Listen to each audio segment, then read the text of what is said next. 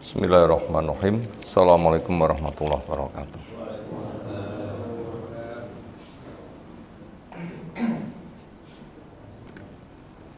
Alhamdulillahirabbil alamin.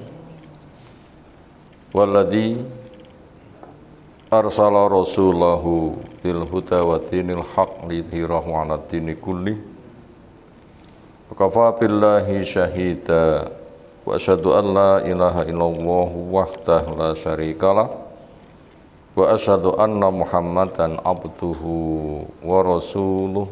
Allahumma shalli ala Muhammad wa ala alihi wa ashabihi wa man tabi'ahum bi ihsanin ila yaumiddin. Ya ayyuhalladzina amanu taqullaha haqqa tuqatih wa la tamutunna illa wa antum muslimun wa ba'du. Fa inna asdaqal hadisi kitabullah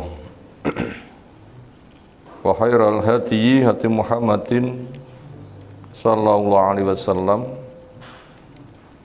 syarrul umuri muhdatsatuha fa inna kulla muhdatsatin bid'ah wa kulla bid'atin dhalalah wa kulla dhalalatin finnar. Ayol ikhwah akramana subhanahu wa ta'ala, insyaallah kita melanjutkan mengkaji kitab Al-Adab Al-Mufrad, bimbingan istimewa. Sebagaimana telah kita pahami, inti sari agama itu adalah akhlak.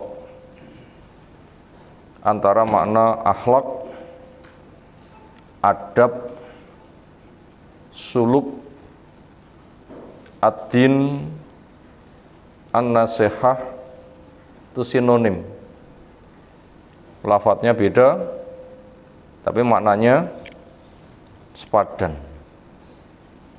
Urutannya, bila diambil spesial dari makna masing-masing, suluk itu keluar rumah untuk cari ilmu.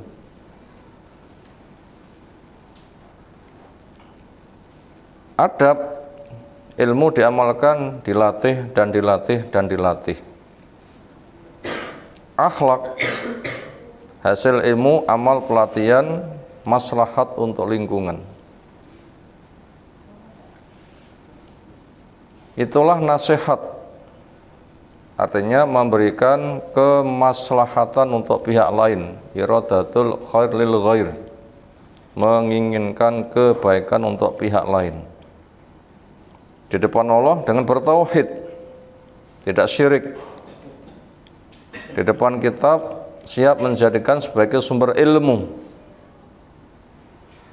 Di depan Rasul siap menjadikan sunnah, bimbingan perilaku bagaimana memahami, mengamalkan Al-Quran untuk nyembah Allah pakai cara Allah.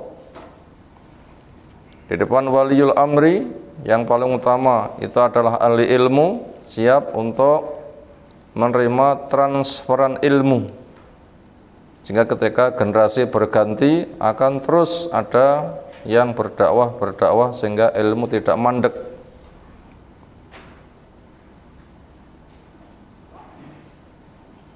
Kemudian di depan sesama makhluk, dia bisa memberikan kebaikan. Karena ahabbun nas ilallahi anfa'uhum linnas. Paling dicintainya manusia oleh Allah yang paling bisa memberikan manfaat untuk orang lain. Itulah agama. Inna dina indallahil Islam. Agama di sisi Allah, ketundukan di sisi Allah itu dengan Islam. Adab yang kita pelajari memang mengarah ke sana. Sekarang kita masuk bab yang ke 262. Untuk bab yang ke 263 nanti juga temanya sama, membahas masalah bab yang sama. Sekarang 261 dulu, 261, 262 judulnya sama. Babut taat dudi. Ulangi lagi, ta'uddah, bab ta'uddati fil umur, ta'uddah. Bab tidak tergesa-gesa di dalam banyak perkara. Karena al-ajalatu minasyaiton, sifat tergesa-gesa itu dari setan. Contoh sifat tergesa-gesa ketika punya kemauan ingin segera terwujud bagaikan membalik telapak tangan. Napa basa Jawane? Basa lintu lek duwe karep sak dek sak nyet napa niku maknane? Ya seketika itu bahkan membalik telapak tangan. Luwe lagek dimasakane berat dicemplungne njaluk mateng. Mateng mboten? Itu namanya sifat tergesa-gesa. Setan menghendaki demikian. Ujung-ujungnya kegagalan. Di dalam banyak hal berlaku tidak boleh tergesa-gesa. Karena sikap tergesa-gesa, sifat tergesa itu dari setan untuk menggagalkan. Demikian juga manusia pun juga bawaan seperti itu ada dengan hikmahnya. Sebagaimana Allah firmankan, wa khuliqal insanu min ajal. Manusia dicipta tergesa-gesa. Ada hikmahnya. Sebagaimana kita dicipta ada rasa marah. Ada hikmahnya. Kita dicipta ada rasa suka. Kita dicipta juga ada rasa iri. Punyakah sifat itu? Ada. Tapi bukan semata dicipta, tapi lengkap dengan bimbingannya. Karena Allah menjelaskan, alladzi qaddara fahada. Selain menetapkan takdir, maka Allah juga memberikan bimbingan.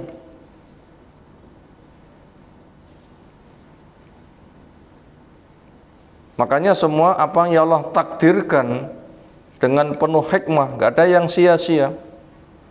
Rabbana ma khalaqta hadza batila. Ya Allah, tidak ada sesuatu yang Kau cipta sia-sia. Nah, asalkan kita tahu ilmunya benar dan mewujudkan.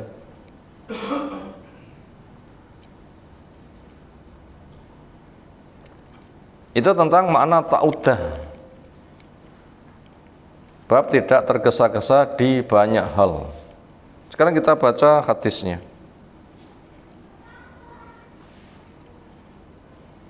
583. Anil Hasan. Anna rajulan, ada seseorang tuwufiya, dia diwafatkan. Karena memang kullu nafsin za'iqatul maut. Kita nunggu giliran nih. Nunggu mboten? Kapan? Kapan-kapan. Mengkita lu sakit. Sare bablas. Semuanya bisa. Karena kita tidak tahu. Lebih dekat daripada tali sandal. Al-mautu aqrabu li ahadikum min syiraki na'lih. Itu kata Abu Bakar di Sahih Bukhari. Mati lebih dekat kepada salah satu dari kamu daripada tali sandal. Sandal bisakah dilepas dari talinya? Lepas talinya rasito sandalan. Sedekat itulah. Makanya kita harus siaga, siap sewaktu-waktu. Semoga Allah membantu kita siaga sewaktu-waktu. Wa taraka ibnan, dia meninggalkan seorang anak lahu miliknya, wa maulan lahu, dan maula.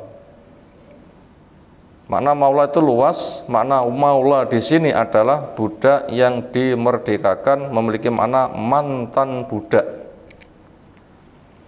Untuk tokoh pemimpin juga menggunakan bahasa maula. Budak dimerdekakan menggunakan bahasa maula. Allah pun juga sering menggunakan bahasa dengan maula. Allahu maulana wala maula lakum. Allah maula kita, punya makna tuan kita. Enggak ada maula tuan buat kamu. Penggunaan maula itu luas, tinggal untuk apa, sehingga nanti kata maula bisa berubah-ubah makna sesuai penggunakannya.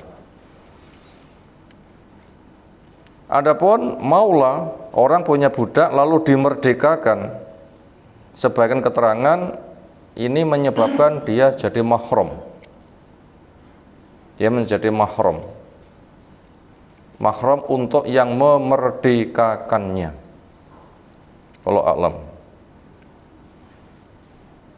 Semisal Bu Aisyah pernah didatangi oleh Bariroh. Bariroh itu budak. Kemudian dia daftar merdeka ke majikan dengan bayar sekian, waktu sekian. Datang Bu Aisyah, tolong bantu saya untuk kemerdekaan. Bu Aisyah menyanggupi konsekuensinya, nanti ketika mati warisan milik yang memerdekakannya. Sehingga di situ ada warisan, sehingga ada yang mengatakan itu akhirnya menjadi mahram. Meninggalkan seorang anak dan budak yang dimerdekakan milik dia. Fa'ausa, maka si rajul yang hendak meninggal tadi wasiat maulahu kepada mantan budaknya, bibnihi berkaitan anaknya. Falam ya luhu, maka dia tidak teledor untuk menerima wasiat ini. Dia kerjakan dengan baik. Budak setia pada majikannya, yang ada hanya siap kados trainingnya sinten. Setiap kali dawuh siap, setiap kali diberitahu siap. Gayane sinten niku? Tentara ngoten nggih. Kayak tentara, siap. Nah, setianya luar biasa. Hatta turuka, sehingga si anak itu masuk pada masa balik. Wa zawwajahu, akhirnya yang dapat amanah untuk ngurusnya itu menikahkannya. Akhirnya menikah. Wa qala lahu, maka sang anak yang sekarang dewasa sudah menikah tadi berkata kepada sing ngopeni, maula bapaknya, budaknya bapaknya dimerdekakan, yang dapat amanat bocah iki openono sampai gede beneh. Akhirnya gede dan beneh masuk pada masa menikah. Nah, ketika sudah menikah dia mengatakan jahizni, jahizni, siapkan bekal untuk saya, atlubil ilma, saya akan mencari ilmu. Fajahazahu, maka dia pun juga menyiapkan bekal untuknya.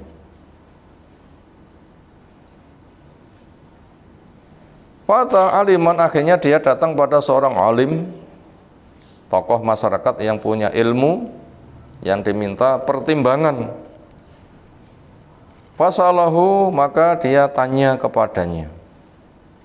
Bahasa gampangnya, Ustaz, kalau badhe kesahan patos ilmu, kula nyuwun wasiat datang panjenengan, kersa panjenengan paring pesen-pesen kangge kula.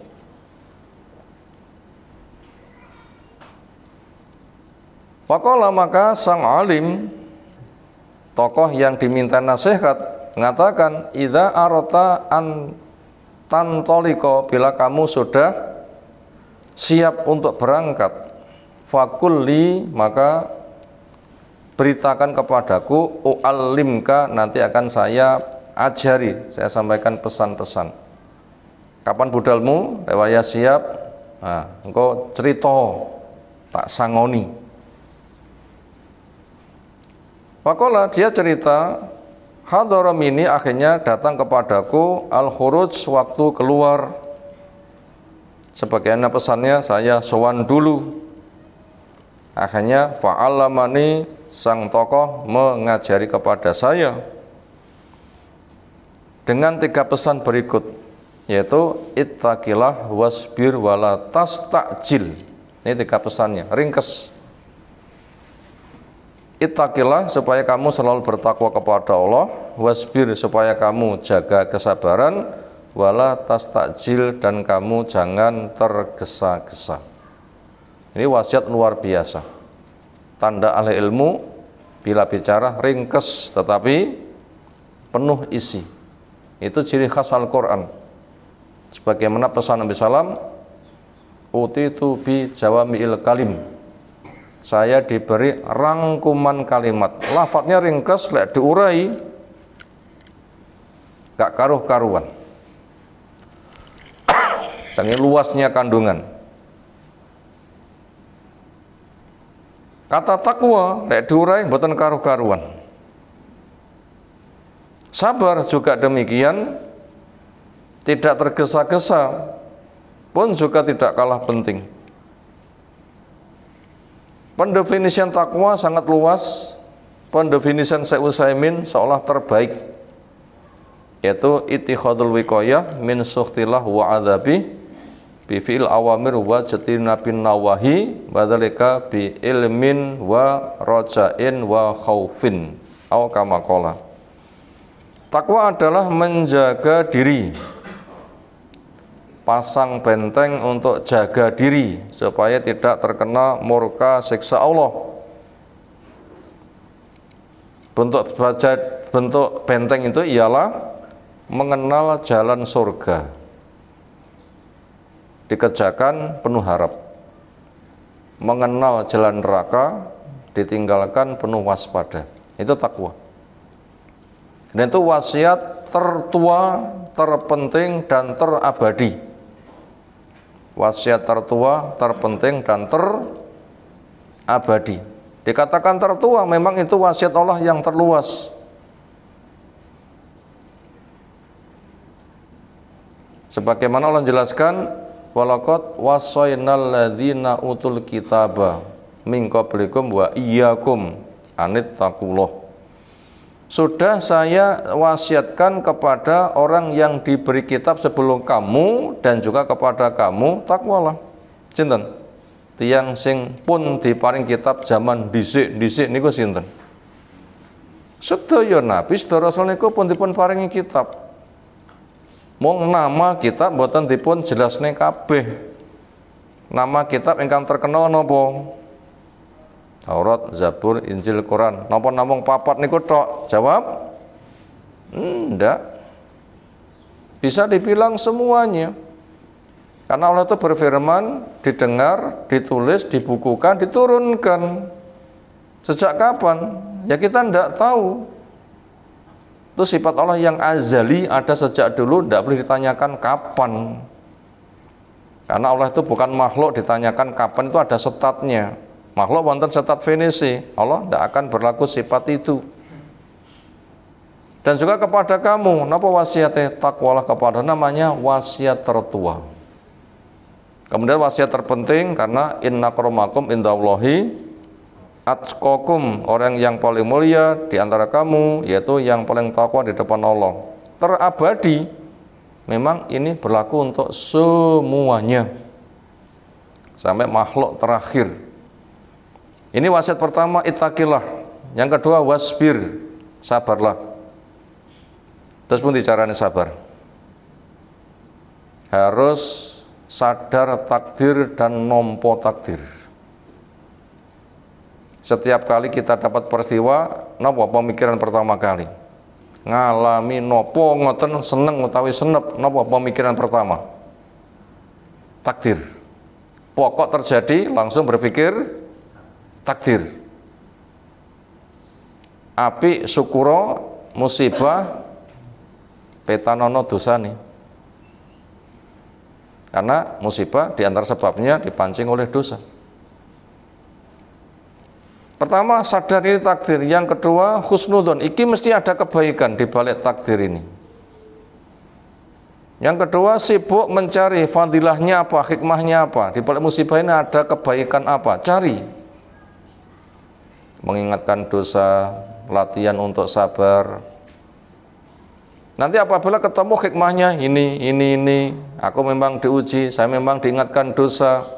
Tilik ini biar enggak dosa lagi, dengan dosaku digugurkan, daripada dosaku dihukum di akhirat, dihukum sekarang itu lebih ringan, sehingga mati nanti enggak membawa dosa. Akhirnya ternyata penuh dengan maslahat, akhirnya ridho. Oh, ternyata maslahatnya besar, ridho, puas. Kalau bisa begitu, itu namanya sabar. Penak mboten sabar niku? Wangel. Napa nikmat terbesar? Sabar. Syukur nggih butuh sabar. Tapi mboten sakit syukur tanpa sabar. Tapi sabar niku ridho, ada hikmahnya. Lek ridho puas, siap taat. Syukur niku taat.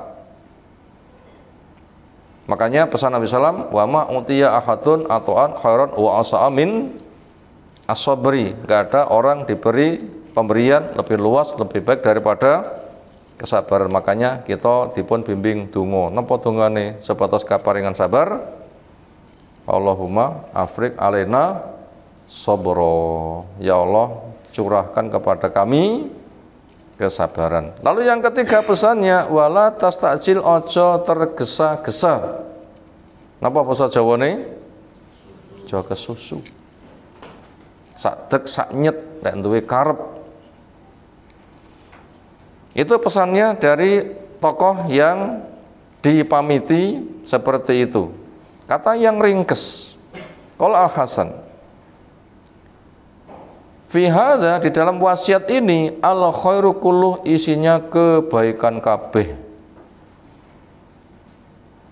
Faja'a, maka akhirnya dia pun datang, wala yakadu, dan hampir saja dia tidak pernah mengalami yansahun, dengan melupakan 3 pesan ini. Dan digondeli tenanan 3 pesan ini. Makanya bila kita dapat ilmu biar bermanfaat, karena ilmu itu ada ngerti tinggi ruh-ruan, sebatas pengetahuan. Sudahkah dikatakan manfaat bila ilmu sebatas pengetahuan tinggi ruh-ruan? Belum. Dikatakan ilmu bermanfaat bila diamalkan benar, menenteramkan jiwa sampai mati terjaga. Nah itu baru bermanfaat. Sebatas ruh-ruan, yang Yahudi itu pintere pol, sebatas tahu saja. Makanya butuh untuk berdoa supaya ilmu bermanfaat. Napa? Doa sebatas dipun paring ilmu dipun kang bermanfaat. Termasuk zikir pagi, Allahumma min as'aluka ilman nafi'an wa rizqan thayyiban wa amalan mutakabbalan. Kenapa saya nggih? Oh niku kan zikir pagi niku. Ya Allah, saya minta kepadamu yang bermanfaat, rezeki, modal hidup yang cukup, amal yang diterima. Setiap pagi kita doa itu zikir pagi. Allahumma ini as'aluka ilman nafi'an wa rizqan thayyiban wa amalan mutakabbalan. Minimal itu, dan masih banyak doa-doa yang lain. Sehingga nanti akan bermanfaat. Ilmunya bisa diamalkan, rezeki sarana mendukung, ketika sudah beramal diterima, matinya istiqomah. Nah, itu namanya ilmu bermanfaat. Innama hunna thalathun, sesungguhnya nasihat itu isinya ada 3 poin. Ternyata dia tidak meninggalkannya. Falamma jaa ahlahu, maka tatkala dia pulang menjumpai keluarga, nazala an rohilati, dia turun dari kendaraannya. Cari ilmu, berangkat sekian waktu, akhirnya pulang. Ini memang diringkes, enggak diceritakan perjalanan berangkatnya selama cari ilmu, pulangnya di sana berapa lama, enggak diceritakan. Tentunya itu panjang. Falama nazala adhar, ketika dia singgah masuk ke rumah, idza, tiba-tiba saja dia birajulin, ketemu seseorang, naimin, yang tidur, mutarohin, berada di tempat yang agak jauh, anil marah, dari istrinya. Saomah wong loro, sitok turu nek kene, sitok turu nek kono. Perempuan itu istrinya. Siapa laki-laki sing turu nek kono kae? Itu setan bisa membisikkan. Napa bisikannya setan? Apalagi pencemburu. Reno-reno, ujung-ujungnya mungkin mau membunuh. Kenapa? Dianggap merusak kepada istrinya. Faidha, ketika itu imratuhu, istrinya, naimatun, tidur. Qala, ia cerita, wallahi, demi Allah, ma uridu ma antadhiru bihadza.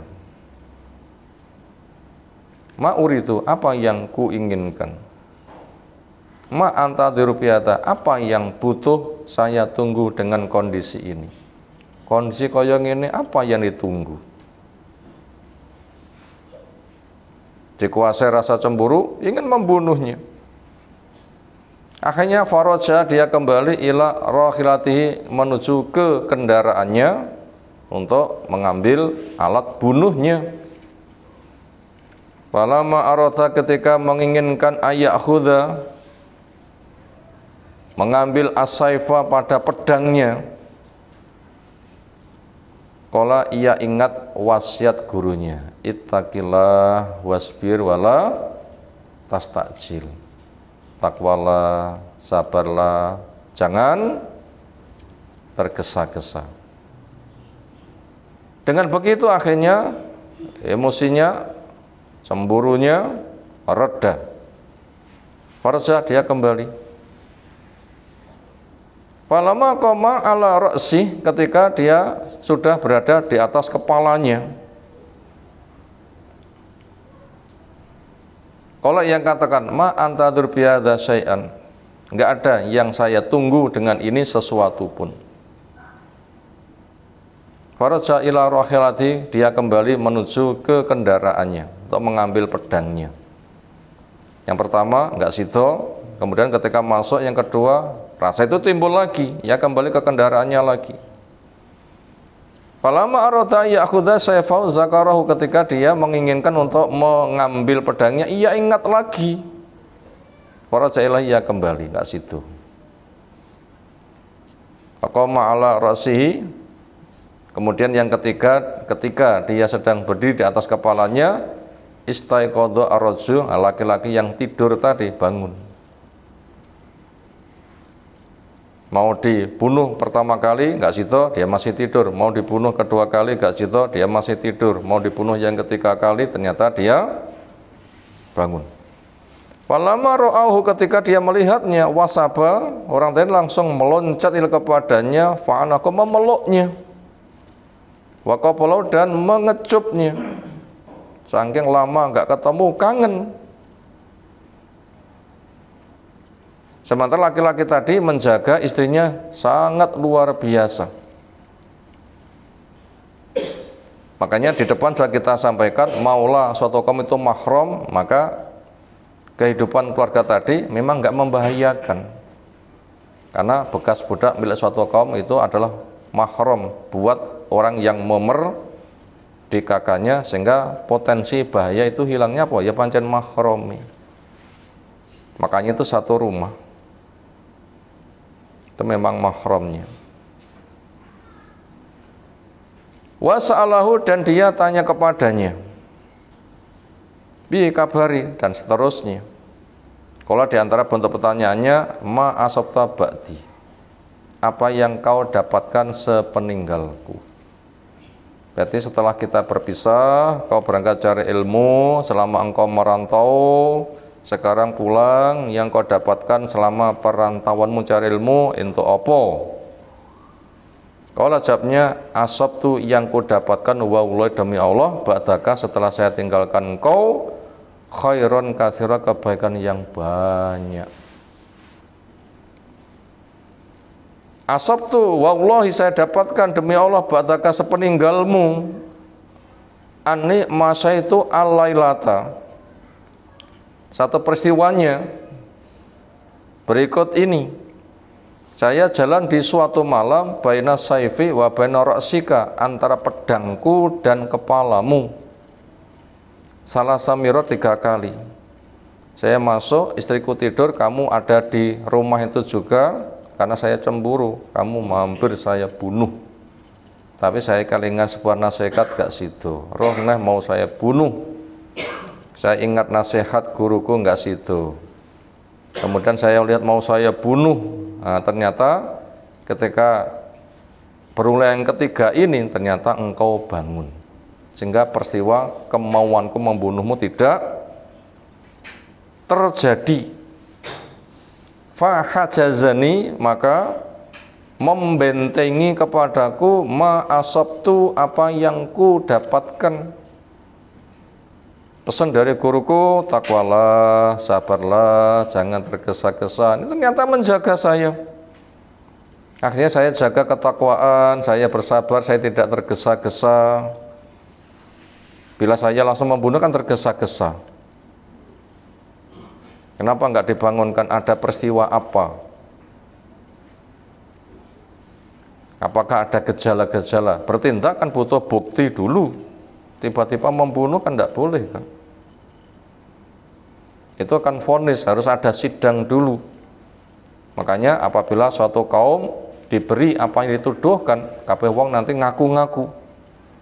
Makanya siapa menuduh datangkan bukti. Bila nggak mendatangkan bukti, yang dituduh bisa membebaskan diri dengan sumpah. Mestinya kan begitu. Belum ada prosesnya, kalau langsung membunuh, ini kan bahaya. Makanya di situ hikmahnya tidak tergesa-gesa. Karena itu sekarang butuh proses.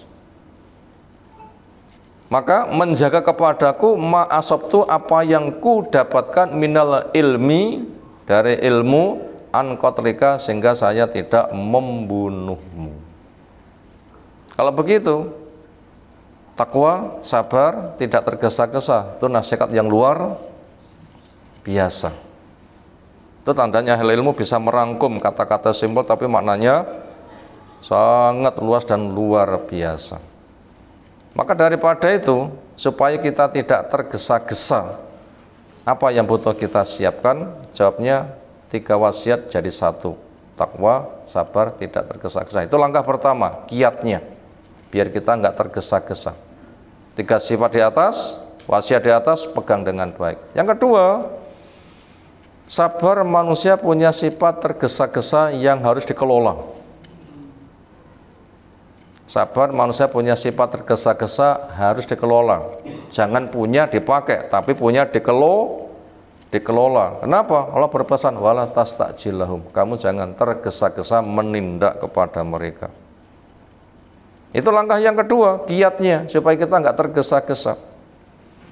Yang ketiga, isti'adzah, karena setan mendorong kepada orang untuk punya sikap tergesa-gesa. Itu langkah yang ketiga, supaya kita nggak tergesa-gesa, yaitu isti'adzah, memohon perlindungan kepada Allah dari gangguan setan, yang setan punya program, manusia punya sifat tergesa-gesa, didorong-dorong agar bertindak tanpa pertimbangan.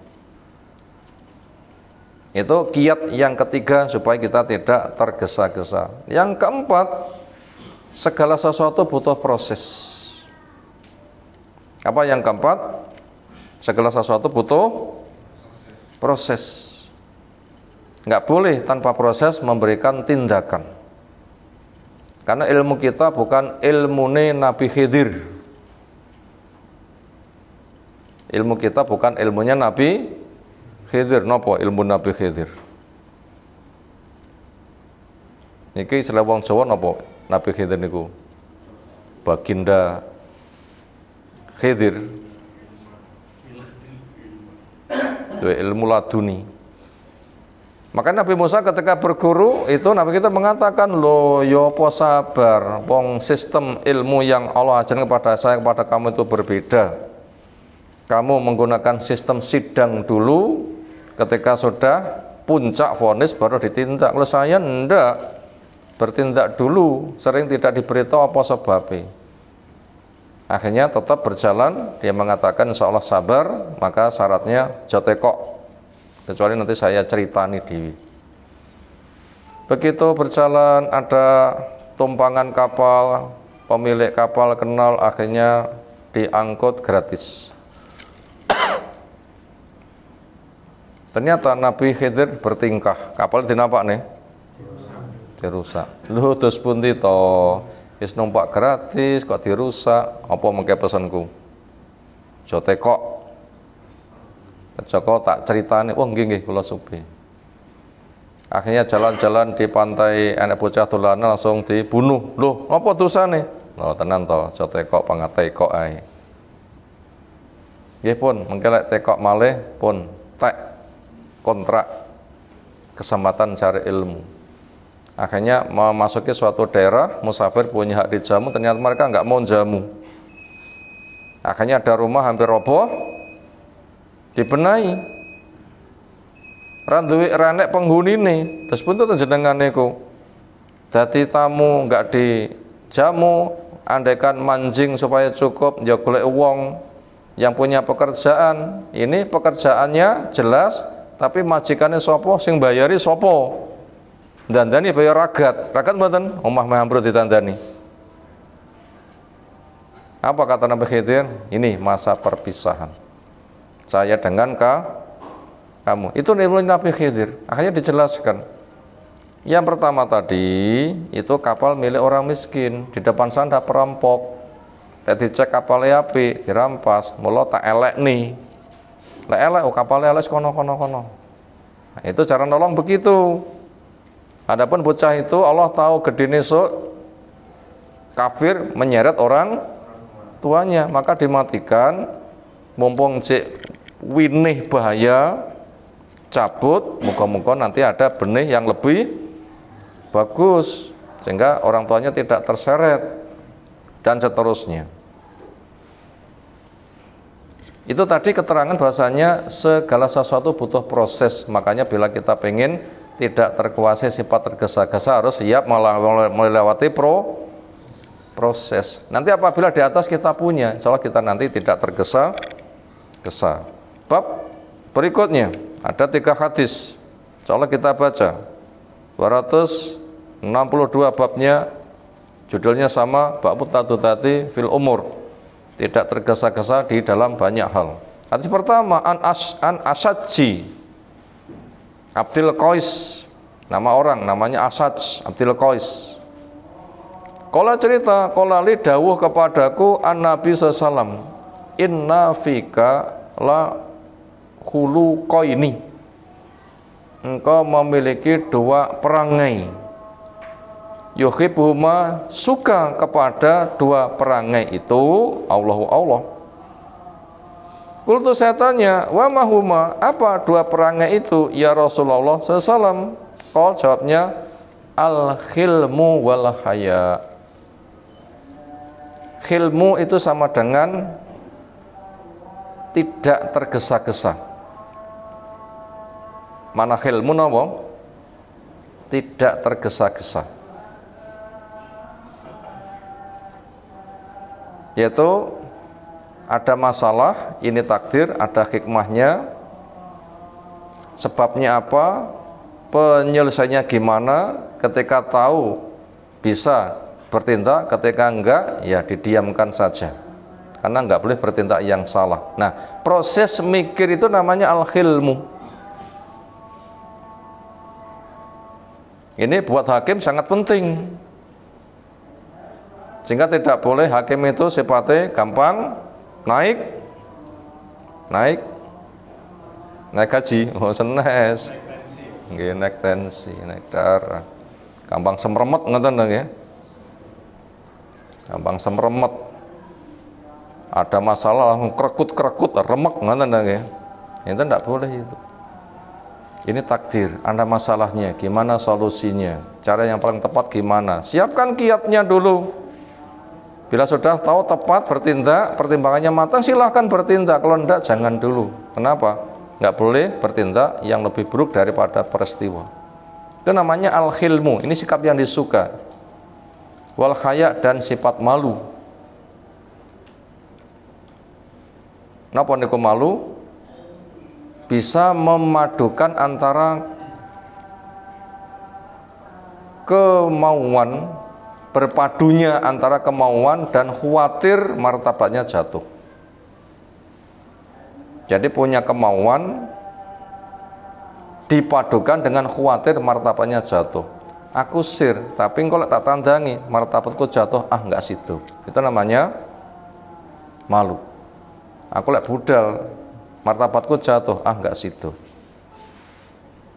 Kalau takut, punya kemauan, enggak jadi karena akan mengalami kehancuran, enggak situ, akhirnya jadi takut. Dan malu itu seperti iman. Al-haya minal iman, punya mana al-haya kal iman. Artinya itu sama-sama jadi rim. Arepe tandang, khawatir mata jatuh, gak situ. Dan tidak ada yang bisa menjatuhkan martabat kecuali dosa. Makanya kita malu itu kepada dosa. Kepada yang baik nggak boleh malu. Kenapa? Malu tidak menjatuhkan martabat. Makanya ada perempuan di masa Nabi SAW itu tanya, kepada yang baik Allah tidak malu. Saya punya masalah kodrate manusia malu dengan kasus ini. Saya sebagai seorang perempuan mimpi jima, bagaimana malu? Cerita ngoten niku. Malu. Apakah saya mandi? Jawabnya bila melihat air. Itu contoh ada rasa malu tapi nggak jadi penghalang. Kenapa? Malu mandek itu bila dosa. Kalau bukan dosa nggak boleh. Sehingga nanti resikonya malu bertanya sesat di jalan. Makanya kita rasa malu itu ada dua, malu semata malu, yang kedua malu karena dosa. Malu dari dosa inilah kita wajib mandek. Tapi kalau bukan perkara dosa, rasa malu jangan menjadi penghalang untuk mencari ilmu. Kultu saya tanya, qadiman kana am hadisan? Sifat ini Allah berikan ada sejak dulu atau baru saja, artinya lewat proses belajar, latihan, adanya sejak kapan ini? Jawabnya qadiman. Sifat yang kamu miliki itu ada sejak dari dulu. Berarti bekal utama, tinggal mengelola.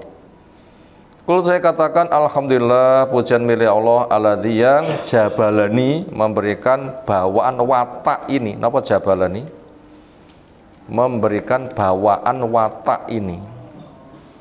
Ala khuluqati, atas akhlaku yang akhabahuma, cinta kepada keduanya. Allah alhamdulillah saya diberi sebuah watak yang Allah sangat suka kepada watak itu. Maka watak itu jaga. Apa tadi? Enggak tergesa-gesa dan ada rasa malu.